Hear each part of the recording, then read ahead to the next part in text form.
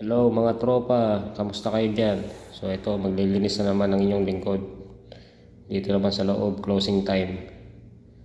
So kailangan maglinis araw-araw. Yung kasama ko nag-spread out na ng sabon sa buong sa buong sahig. So pagkatapos niyan, kumuha naman ako ng wiper at winipe ko na yung gitna dahil tapos na yung gilid, magkabilang gilid.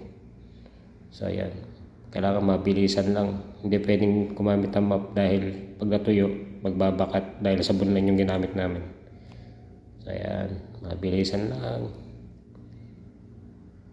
Diba?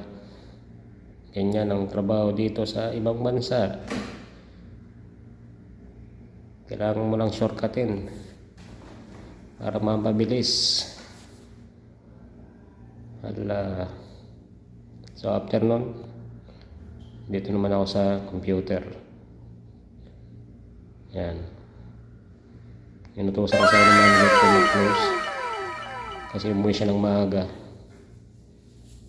So ayan. Diba? Kala mo may alam mo. Oh. Pindot lang oh. So ayan. Oh ha?